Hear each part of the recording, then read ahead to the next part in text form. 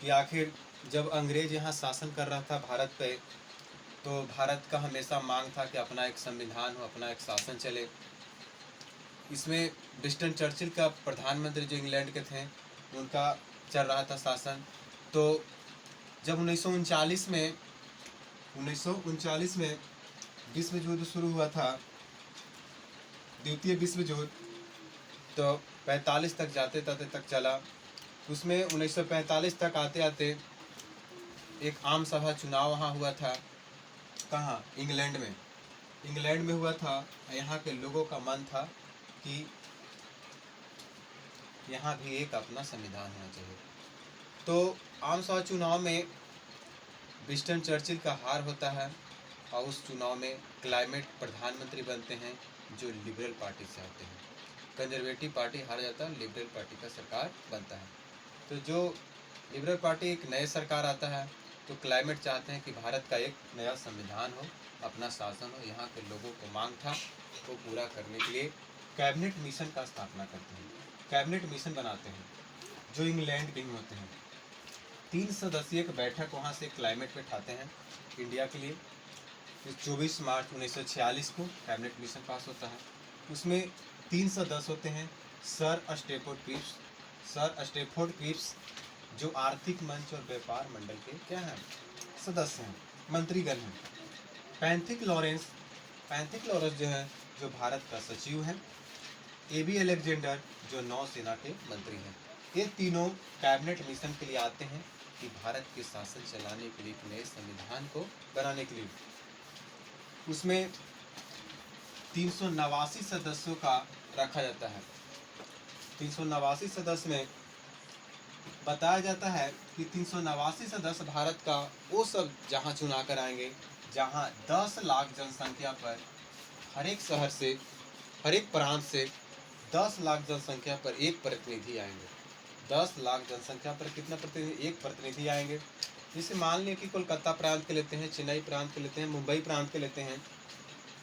अगर वहाँ पे जनसंख्या 1 करोड़ है, तो 1 करोड़ जनसंख्या है, तो उसमें 10 लाख से भाग देंगे और उसके भाग करने पर जितना आएगा उतना ही सदस्य यहाँ संविधान सभा में बैठक होंगे। इसमें 389 जितना भी होंगे सब भारतीय होंगे। ये कैबिनेट मिशन के तहत अति किया गया।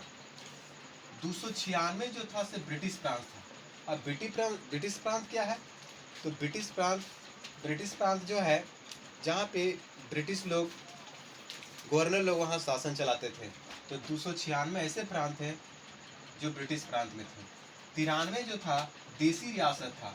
देसी रियासत जिसमें राजा का शासन चलता था, राजा का अधिकार चलता था। तो 93 ऐसा थे जो देसी रियासत में आते थे। तो 296 जो ब्रिटिश प्रांत आते थे, तो गवर्नर से, जनरल से सही से संभल नहीं पाता था, इसलिए 296 की जगह इसे 292 कर दिए और 4 यहाँ पे कमिश्नरी प्रांत कर दिए। 4 एक काज कर दिए, कमिश्नरी प्रांत कर दिए, ताकि अच्छे ढंग से शासन को चलाया जा सके। तो 296 टोटल 292 था ब्रिटिश प्रांत, 4 कमिश्नरी प्रांत, दोनों मिलाकर 296। 296 पर चुनाव होना था। किसके आधार पर? आरक्षण के आधार पर। आरक्षण के आधार पर मतलब क्या होता है कि सब जाति को अलग अलग दिया गया, समान को दिया गया 213। जनरल जो है, सिख लोग को 4 सीट दिया गया, 79 दिया गया मुसलमान लोग को। आरक्षण के मतलब होता है कि एक शहर में 213 जो सीट दिया गया उस समान जनरल के रहा। 4 सिख हैं, अगर वहाँ का मान ली कि कहीं किसी शहर से प्रतिनिधि आते हैं, तो 4 सीट में किसी भी पार्टी के अगर आएंगे, तो 4 सीट जो भी पार्टियाँ वहाँ उतारेगी, तो 4 सीट पर कौन लड़ेंगे? सिख ही रहेंगे। जो भी पार्टी आएगा वो सिख ही लोग लाएंगे। जैसे 79 था मुसलमान, कि जो भी पार्टियाँ का अपना अपना एरिया में, प्रांत में जब चुनाव लड़ने के लिए आएंगे, चुनाव में भाग लेंगे, तो 79 जो आएंगे उस एरिया में सभी पार्टियाँ मुसलमान को ही उतारेंगे। तो 79 सीट दिया गया मुसलमान को, 4 सिख को दिया गया, 213 समान में। समान के मतलब कि इसमें सभी का अधिकार था, सिख भी लड़ सकते थे, मुसलमान भी लड़ सकते थे, लेकर। तो 296 पर जा करके चुनाव होता है। इसमें कांग्रेस पार्टी पूर्ण बहुमत से आती है, 208 सीटें लेकर आती है।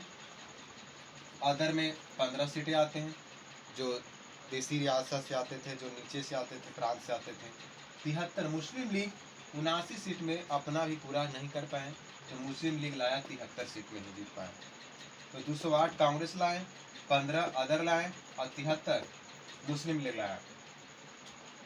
जब इन कैबिनेट मिशन में जब संविधान सभा में 389 सीटों का अति किया गया था, तो इसमें देसी रियासत भाग नहीं लिया था। आप जोड़ करके देख सकते हैं 296 और 93 639 389 उसमें हैदराबाद देसी रियासत नहीं आए थे, क्योंकि वह एक अलग मांग चाहते थे। तो पूछ सकता है कि संविधान सभा का जब गठन हो रहा था तो 289 सीटों में कौन सा प्रांत देसी रियासत शामिल नहीं होता, तो हैदराबाद इसमें शामिल नहीं हुआ था। अब संविधान सभा को चलाने के लिए बैठक, क्योंकि संविधान सभा को बनाने के लिए एक सबसे पहले 1923 में स्वराज शब्द में जब स्वराज पार्टी का गठन हुआ था, उसी समय मांग हुआ था, 24 में पास किया गया था। तो 9 दिसंबर 1946 को पहली बैठक होती है 389 पहली बैठक। अस्थायी अध्यक्ष चुनाते हैं कौन? सच्चिदानंद सिन्हा। अस्थायी अध्यक्ष कौन चुनाते हैं? सच्चिदानंद सिन्हा। तो उस समय पहली बैठक 9 दिसंबर 1946 को हो रहा था। तो मुस्लिम लीग ने अपना पाकिस्तान की मांग के लिए उस मुस्लिम लीग ने बैठक का बहिष्कार कर दिया था। पाकिस्तान उसी समय पहले से ही जब यहाँ कैबिनेट मिशन आया था, तो गौण रूप से ब्रिटिश प्रांत चाहता था कि इंडिया से पाकिस्तान अलग हो, पर वह सामने खुलकर बोलता नहीं था।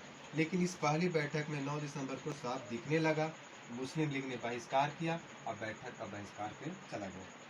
तो 11 दिसंबर 1946 को दूसरी बैठक होता है, जिसका डॉक्टर राजेंद्र प्रसाद को अस्थायी अध्यक्ष बनाया जाता है। उसके बाद 13 दिसंबर 1946 को जवाहरलाल नेहरू ने एक उद्देश्य प्रस्ताव लाते हैं। उद्देश्य प्रस्ताव में पूरी संविधान सभा के नियम कानून के बारे में व्याख्यान रहता है।